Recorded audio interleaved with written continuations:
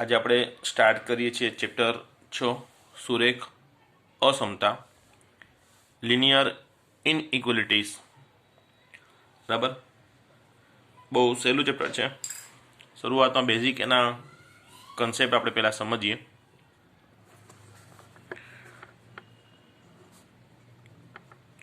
કોઈ પણ બે વાસ્તવિક સંખ્યા, ધારો કે a અને b છે, બંને વાસ્તવિક સંખ્યા છે એટલે એ બી બિલોંગ્સ ટુ આર છે. આ બંને સંખ્યાઓ વચ્ચેની સરખામણીના ત્રણ ઓપ્શન રહે હંમેશા, જેને ત્રિવિધ વિકલ્પનો નિયમ કહેવાય છે. શું કહેવાય છે? ત્રિવિધ વિકલ્પ. બે સંખ્યા વચ્ચે સરખામણીના ત્રણ વિકલ્પ હોય. બરાબર, એમાં એક વસ્તુ કહીએ, બંને સમાન હોય અથવા બંને અસમાન હોય.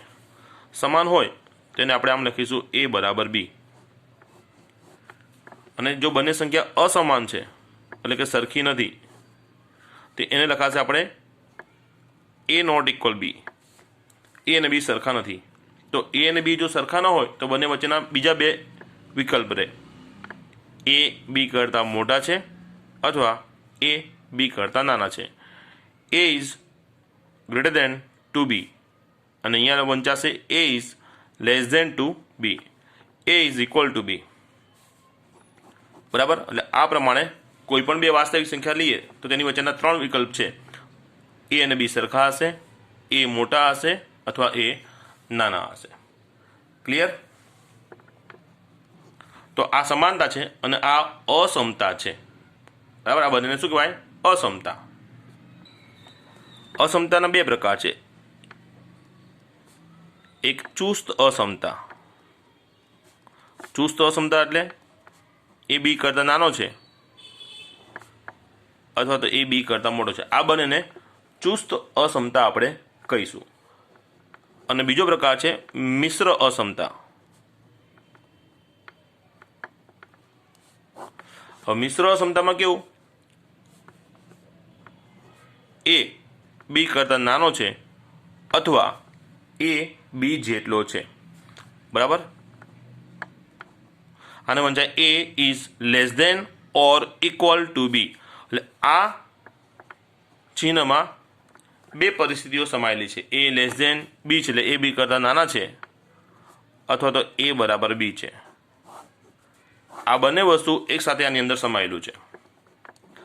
આ જ વસ્તુને આપણે આમ પણ કહી શકીએ a is greater than or equal to B.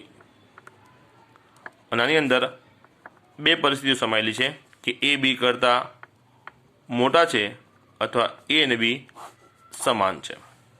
Clear? માત્ર લેસ દેન અથવા ગ્રેટર દેનનું ચિહ્ન હોય એટલે કે ઇક્વલ ચિહ્ન ન હોય તો આને ચુસ્ત અસમતા આપણે કહીશું, અને ઇક્વલ નિશાની સાથેની અસમતા હશે તો એને મિશ્ર અસમતા આપણે કહીશું. ક્લિયર? હવે થોડાક બેઝિક કન્સેપ્ટો આપણે સમજી લઈએ. આમ તો તમે ઘણીવાર એનો ઉપયોગ કરો છો, પણ એની પર ધ્યાન દોરીએ છીએ આપણે કે જો a અને b બંને 0 કરતાં મોટા છે, એનો મતલબ બંને કેવી સંખ્યા થઈ? ધન સંખ્યાઓ થઈ.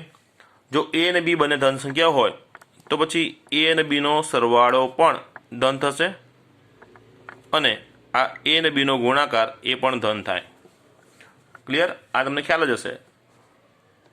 બીજી વસ્તુ, જો a 0 કરતાં નાનો છે, a ઇઝ લેસ દેન 0 એટલે કે a 0 કરતાં નાનો છે, તો માઇનસ a એ 0 કરતાં મોટો થાય. બરાબર, અને a 0 કરતાં મોટો હોય તો માઇનસ એ 0 કરતાં નાનો થાય. ક્લિયર? ત્રીજી વસ્તુ આપણે સમજીએ.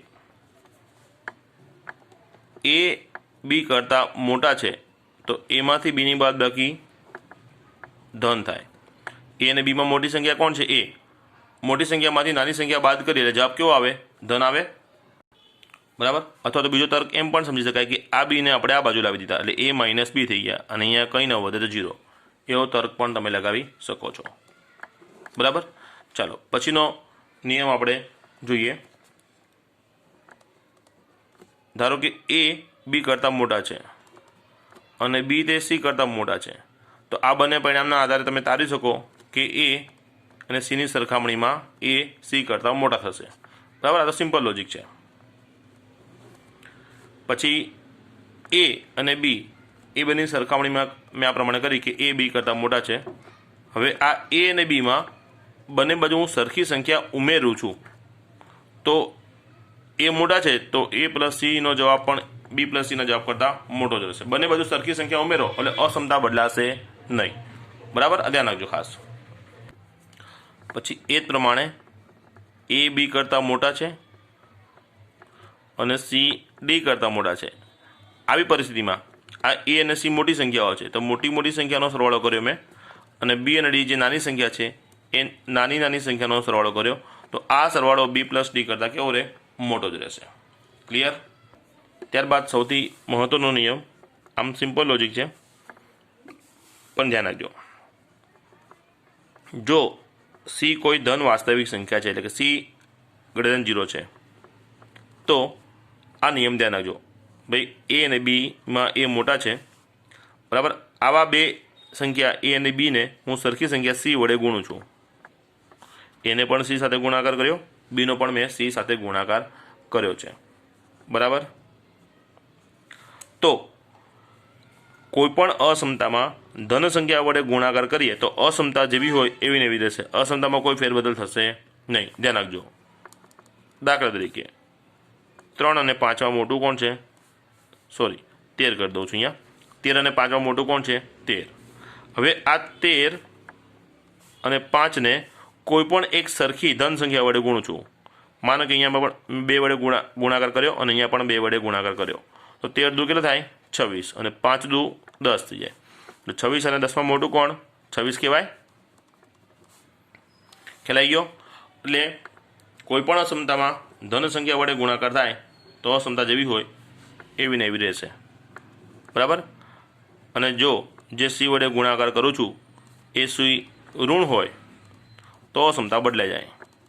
એટલે કે એ બી કરતાં મોટા છે, આ એને સી વડે ગુણ્યા અને બીને પણ સી વડે ગુણ્યા તો અસમતા બદલાઈ જશે, કારણ કે જે સંખ્યા સી વડે ગુણાકાર મેં કર્યો છે એ સી કેવો છે? ઋણ છે. દાખલા તરીકે ઉપર જેવું ઉદાહરણ આપણે લઈએ કે 13 અને 5માં 13 મોટા છે, આ 13નો ગુણાકાર -2 સાથે કરું અને 5નો ગુણાકાર -2 સાથે કરું તો આ જવાબ આવશે -26, આ જવાબ આવશે -10. તો -26 અને -10માં -10 મોટા થાય. તમે જોઈ શકો છો અસમતા અહીંયા બદલાય છે. ક્લિયર? એટલે ખાસ ધ્યાન રાખવાનું કે ગુણાકાર થતો હોય ત્યારે ગુણાતી રકમ ધન છે કે ઋણ એ જોવાની, બરાબર. ધન સંખ્યા વડે ગુણો એટલે અહીંયા ડબલ ઇમ્પ્લાઇઝ કરું છું, મતલબ આ લેફ્ટ ટુ રાઇટ અને રાઇટ ટુ લેફ્ટ બંને સાઈડ પરિણામ સાચું છે. અને તમે જ્યારે લેફ્ટ ટુ રાઇટ જાઓ છો તેનો અર્થ થાય છે બંને બાજુ સી વડે ગુણાય છે, અને રાઇટ ટુ લેફ્ટ આવો છો તેનો અર્થ થાય છે સી વડે ભાગાકાર થાય છે. એટલે કોઈ પણ અસમતામાં કોઈ પણ સંખ્યા વડે આપણે ગુણીએ અથવા ભાગીએ તે ગુણાતી કે ભગાતી સંખ્યા ધન હશે તો અસમતા આપણે નહીં બદલીએ, અને ઋણ હશે તો અસમતા બદલીશું, બરાબર. આ બેઝિક કન્સેપ્ટ છે એ તમારે ધ્યાન રાખવાના છે, બરાબર.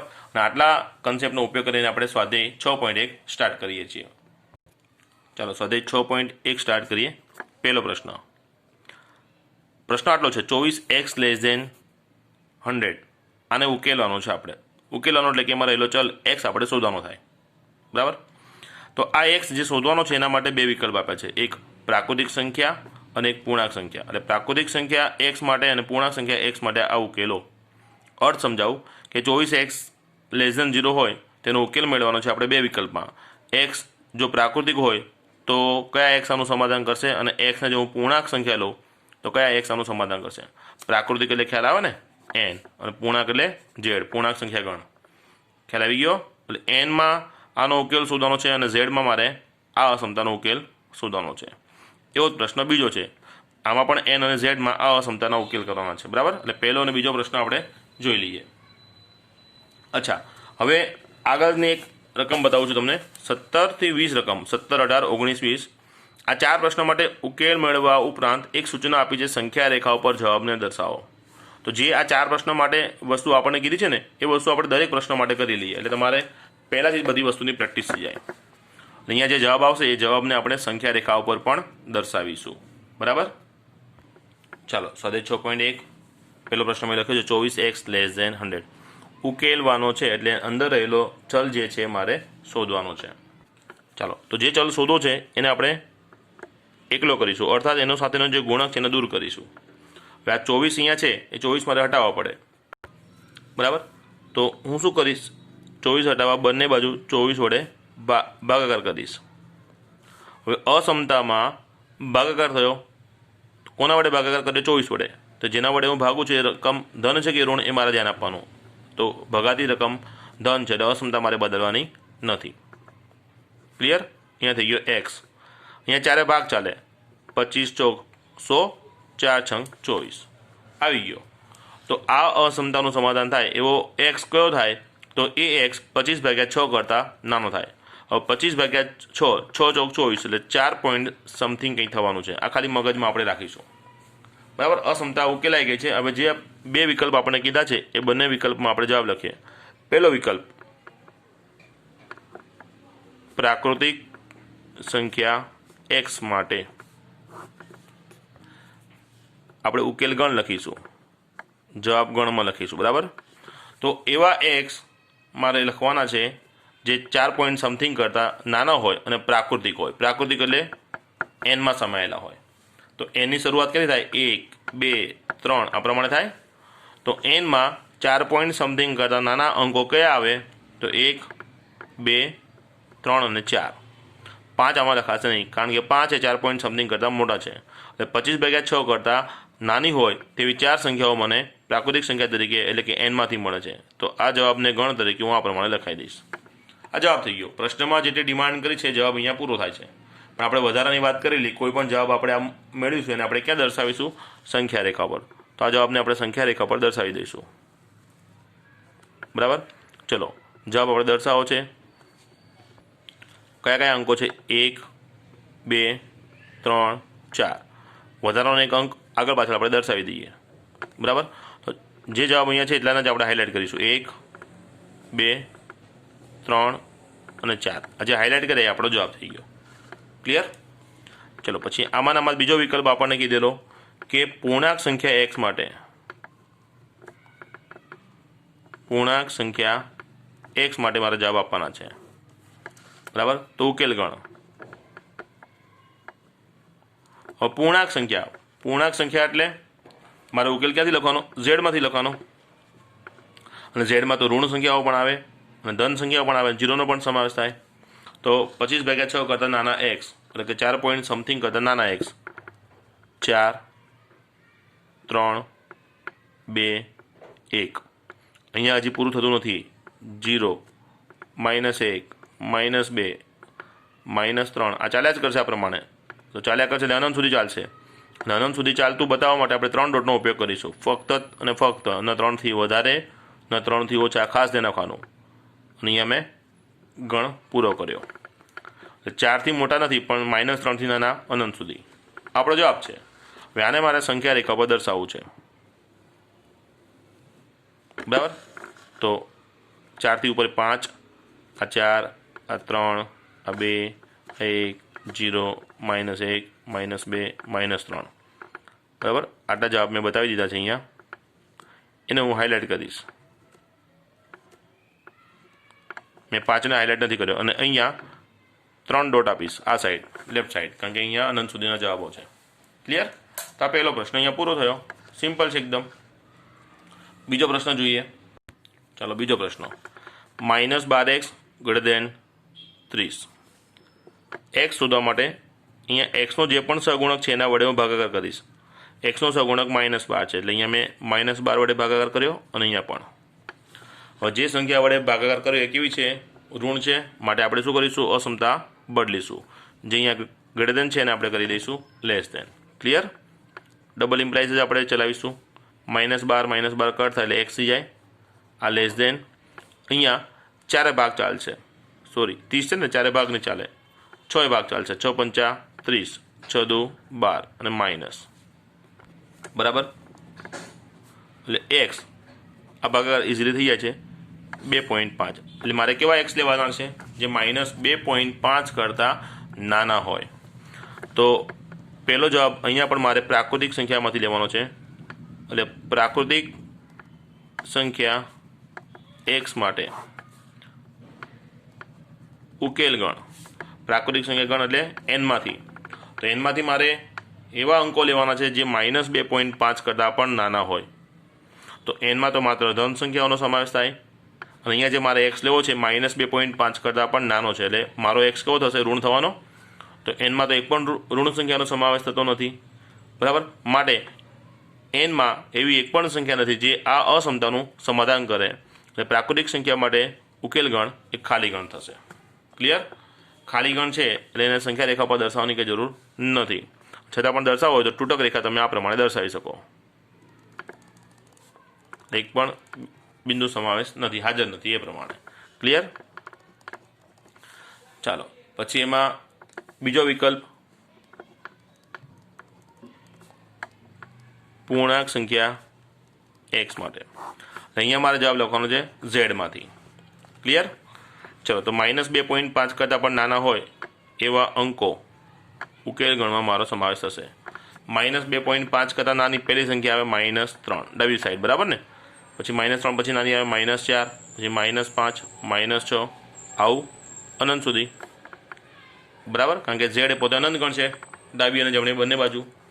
તો આ જવાબ થયો, અને આ જવાબને મારે સંખ્યા રેખા પર દર્શાવવો હોય તો -3, -4, -5, -6.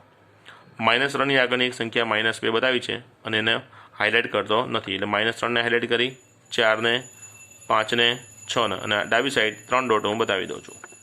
ક્લિયર? ચાલો હવે ત્રીજો અને ચોથો પ્રશ્ન જોઈએ. ત્રીજા પ્રશ્નમાં અહીંયા ઉકેલ પૂર્ણાંક સંખ્યા માટે અને વાસ્તવિક સંખ્યા માટે શોધવાનો છે. પૂર્ણાંક સંખ્યા એટલે z, વાસ્તવિક સંખ્યા ગણ એટલે r. બંનેના જવાબ z અને r માં શોધવાનો છે. 3માં રકમ છે 5x - 3 <7. ચોથામાં રકમ છે 3x + 8 > 2. બરાબર? ચલો ત્રીજો પ્રશ્ન, 5x - 3 < 7. ઉકેલવાનો છે એટલે મારે x શોધવાનો છે, બરાબર. તો સૌ પહેલાં જે સરવાળા બાદબાકીમાં સંખ્યા હોય એને દૂર કરીશું, એટલે -3 દૂર કરવા બંને બાજુ હું 3 પ્લસ કરીશ, એટલે એ વસ્તુને શોર્ટમાં આપણે આમ લખાય -3 સામે ગયા. ક્લિયર? 5x જે છે એમને જ 7 ને 3 કેટલા થાય? 10 થશે. હવે 5x માંથી આ 5ને દૂર કરવા બંને બાજુ હું 5 વડે ભાગાકાર કરીશ. અસમતા બદલાય કે ન બદલાય એ વિચાર માત્ર ગુણાકાર કે ભાગાકાર કરતી વખતે કરવાનો. સરવાળા બાદબાકીમાં અસમતા ક્યારે બદલાશે નહીં. બંને બાજુ સરખી સંખ્યા ઉમેરો કે બાદ કરો, જવાબ બદલાય નહીં, ધ્યાન આપજો. હવે અહીંયા 5 વડે ભાગાકાર કર્યો મેં, એ સંખ્યા ધન છે એટલે અસમતા બદલાશે નહીં. આ x થયો, 5 દુ 10. અહીંયા જવાબમાં x કેવો આવ્યો? 2 કરતાં નાનો. હવે અહીંયા મારે બે જવાબ આપવાના છે, એક પૂર્ણાંક સંખ્યા માટે અને એક વાસ્તવિક સંખ્યા માટે. આટલામાં જવાબ આવી જાય એટલે અહીંયા બાજુમાં લખું છું, બરાબર. પહેલો જવાબ મારે લખવાનો છે પૂર્ણાંક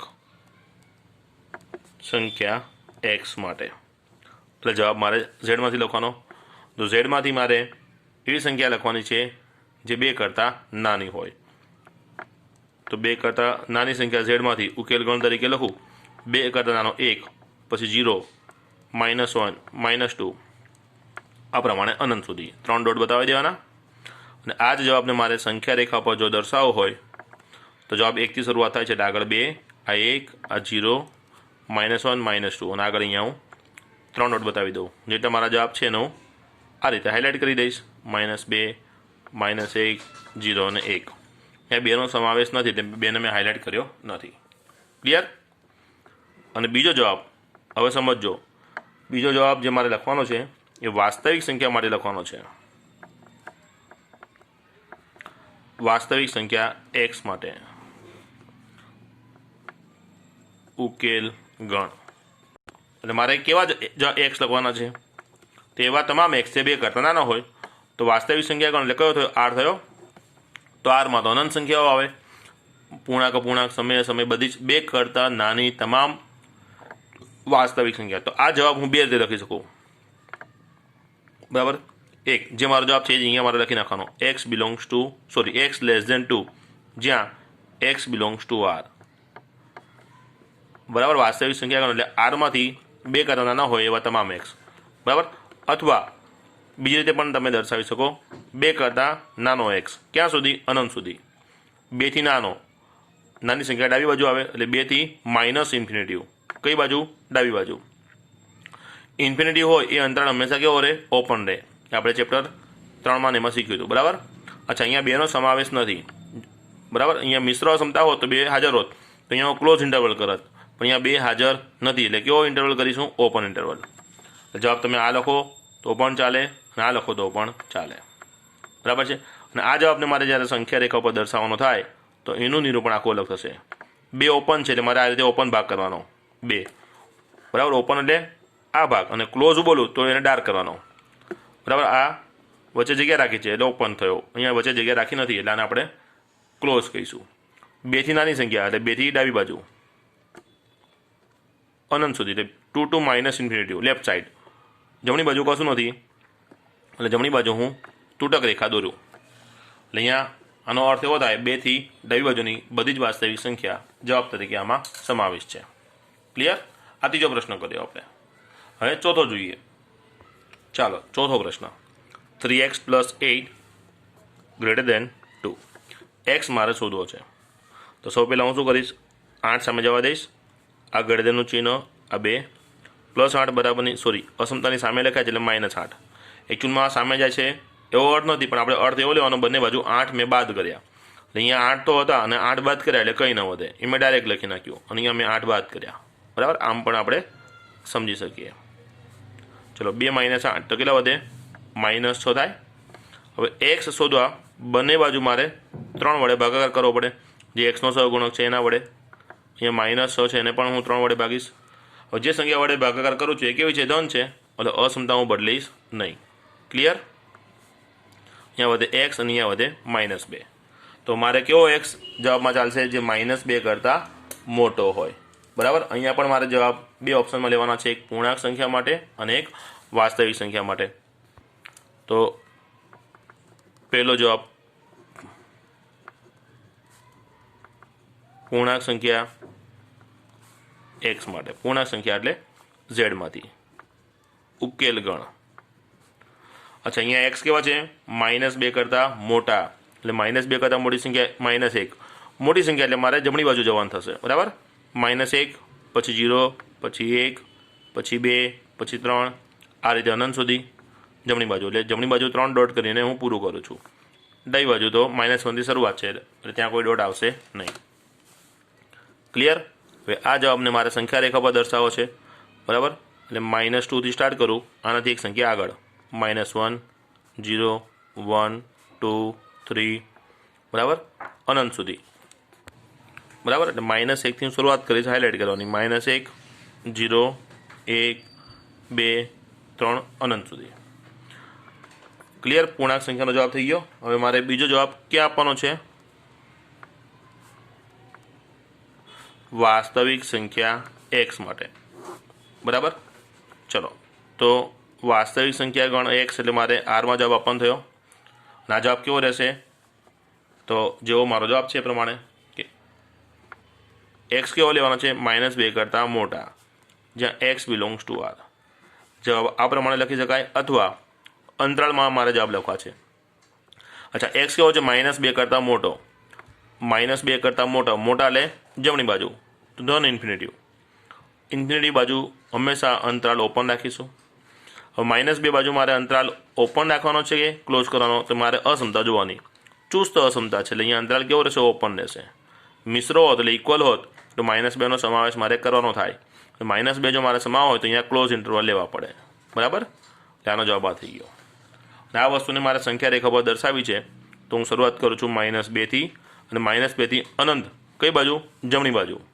અચ્છા, -2નો અહીંયા સમાવેશ નથી એટલે -2 મારે ઓપન રાખવાના છે. -2 થી જમણી બાજુ ઇન્ફિનિટી, અને ડાબી બાજુ હું તૂટક રેખા દોરી દઈશ આ પ્રમાણે. ક્લિયર? તો આજે આપણે 4 પ્રશ્ન ગણ્યા, એના જેવા ઉદાહરણમાં પ્રશ્ન પહેલો અને બીજો છે, બરાબર. આ બંને પ્રશ્નો તમારે 100 પ્રયત્ન કરવાના છે. અહીંયા પ્રાકૃતિક સંખ્યા અને પૂર્ણાંક સંખ્યા માટે આનો ઉકેલ શોધવાનો છે. પ્રાકૃતિક એટલે n અને પૂર્ણાંક એટલે z માંથી. અને ઉદાહરણ 2 અહીંયા પૂર્ણાંક અને વાસ્તવિક સંખ્યા માટે આ અસમતાને ઉકેલવાના છે. અહીંયા એક્સવાળા બે પદ ભેગા છે એટલે 5x અહીંયા રાખીને 3x આપણે આ બાજુ લાવ્યા એમ સમજીશું, અને 1 અહીંયા રાખીને -3 સામે ગયો એટલે બંને બાજુ 3x બાદ કર્યા અને બંને બાજુ 3 ઉમેર્યા, આનો અર્થ એવો થાય. ખ્યાલ આવશે ને? તો આ બંને પ્રશ્નો પણ તમારે સ્વપ્રયત્ન કરવાના છે. ક્લિયર? તો આજે અહીં સુધી રાખે, જે વધુ અભ્યાસ આપણે નેક્સ્ટ લેક્ચરમાં કરીશું.